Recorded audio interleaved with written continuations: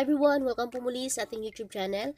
For today's video guys ay gagawa tayo ng napaka-moist at napakasarap na red velvet lava cake. Ayun, ang dali lang nitong gawin guys, kaya tara umpisahan na po natin. Ang una natin gagawin ay gigrease muna natin yung ating baking pan na gagamitin. Then ito naman yung cake release guys na ginawa ko. Ayan, napakadali lang nitong gawin.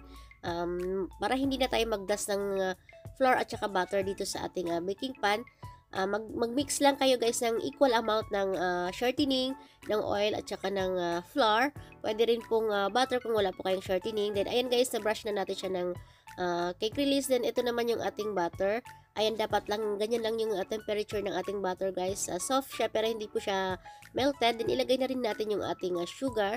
I-beat lang natin ito guys ng mga 2 minutes muna guys. Then i-scrape natin yung ating mixing bowl. Ayan.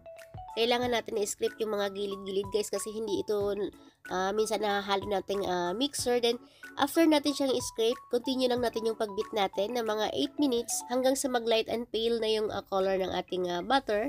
Ayan, after 8 minutes, ito na yung kulay ng ating butter at saka sugar mixture. Ayan, napaka-light na niya guys, halos puti na siya. Tsaka po natin ilagay yung ating egg. Dapat yung egg natin naka room temperature. Ayan, i-add lang natin siya 1 by 1 lang guys. Then, count lang tayo ng 20 seconds bago natin ilagay yung ating next egg.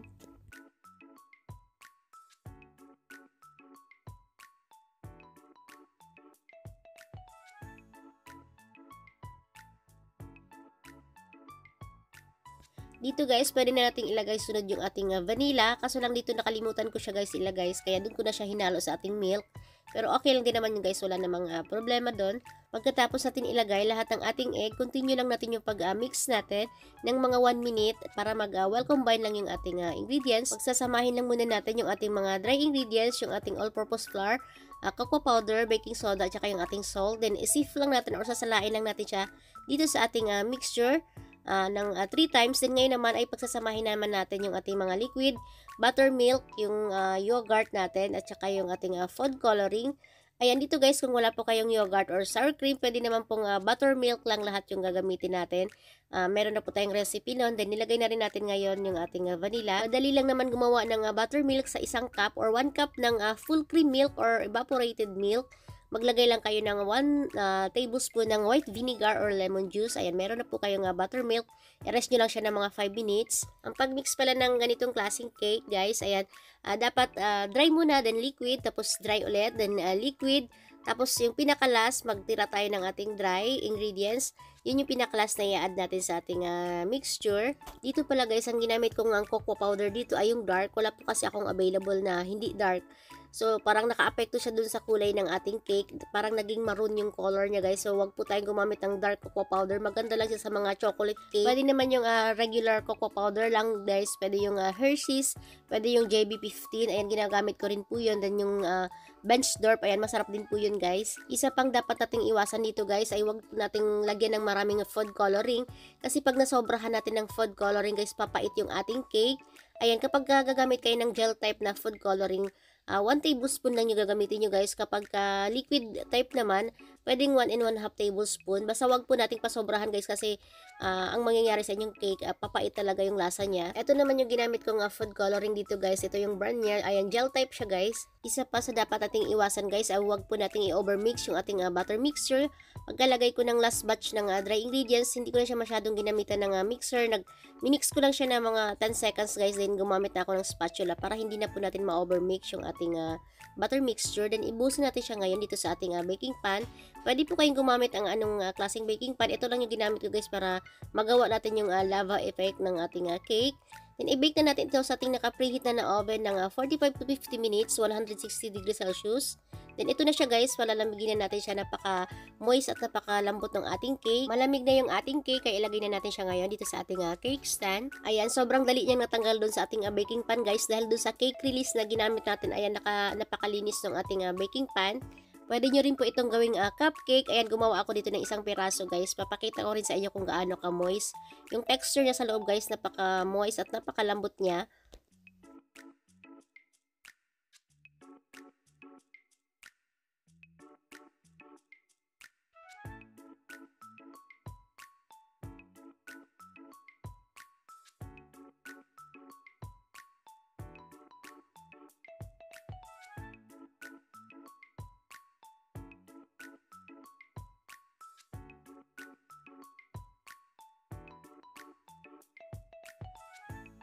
Gagawin naman natin ngayon yung ating cream cheese icing. Dito sa ating bowl, nilagay ko na yung ating cream cheese. Then, i-mix lang natin ito guys hanggang sa maglusan lang siya or hanggang sa magiging smooth. Anyan, creamy na yung ating cream cheese. Then, ilagay na natin yung ating condensed milk. Ito yung pangpatamis natin guys. Hindi tayo gagamit ng powder sugar dito. Then, i-mix lang natin ito ulit. Hindi tayo gagamit dito ng mixer guys para hindi po magkaroon ng air yung ating icing. Dapat po yung icing natin ay medyo mabigat siya guys. Then, ilagay na natin yung ating milk ngayon dito sa ating cream cheese. Pakonti-konti lang guys hanggang sa makuha natin yung tamang consistency na hinahanap natin.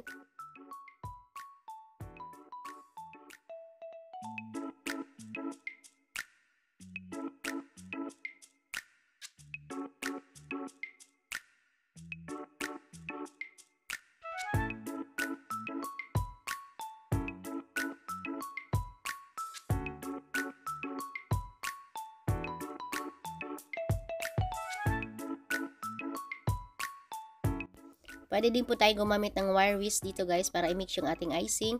Then kapag ganito na yung texture guys, ayan, pwede na ito. Dapat medyo runny siya guys. Kaya dapat yung milk natin, pakonti-konti lang natin yung paglagay para matansya natin at makuha natin yung tamang consistency na hinahanap natin. Ilagay na rin natin yung ating vanilla at saka konting salt. Ayan, isang pinch lang yung nilagay ko dito guys. I-mix lang natin ito ulit. Ready na yung ating icing. Nilagay ko lang siya sa piping bag para madali natin siyang ilagay sa ating cake. Ilagay na natin ngayon yung ating icing dito sa pinaka butas ng ating cake dito sa gitna. Ayan, nakita nyo ba yung kulay ng ating cake guys? Para siyang maroon. Ayan, dahil yun doon sa dark cocoa powder na ginamit natin. So, kailangan iwasan natin na gumamit ng dark cocoa powder dito para hindi po magkaroon ng problema yung kulay ng ating cake. Papakita ko lang sa inyo guys yung pinagkaiba ng ginamitan ng dark cocoa powder at saka yung hindi dark. Ayan, ito yung ginawa kong red velvet nakaraan guys. Ayan, magkaibang iba sila ng kulay. Kaya iwasan natin yung mga hindi natin dapat gawin dito sa ating paggawa ng ating red velvet cake. Yun lang naman yung tatlo lang yung tatandaan natin dito guys sa paggawa nitong cake na ito. Unang-una, wag po nating gamitan ng dark cocoa powder. Pangalawa, wag po nating lagyan ng maraming food coloring para hindi siya pumait. At pangatlo, wag po nating i-overmix para hindi po magkaroon ng problema yung texture ng ating cake. Din dito guys sa ibabaw, pwede tayo maglagay ng cake crumbs niya. Then, pwede rin po tayo dito gumamit ng white chocolate. Ayan, nag-shave lang ako dito para ilagay sa ibabaw ng ating cake. Ngayon naman, i-slice natin yung ating cake para makita natin yung lava effect ng ating cake. Pagka-slice ko pa lang guys, ramdam ko na yung pagkalambot at pagka-moist ng ating cake. Then ayan, nakita na natin yung lava effect ng ating cake. Kaya po tayo gumamit ng ganong klaseng baking pan para magawa natin yung lava style or lava effect ng ating cake. Ayan siya guys.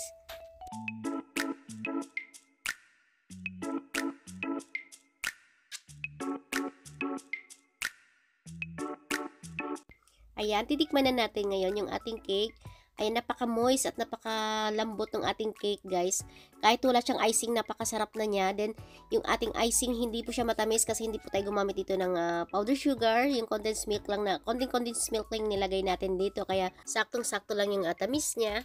Kaya, try nyo na itong gawin sa inyong bahay, guys. At napakasarap nito. Saktong-sakto ito ngayong Valentine's Day.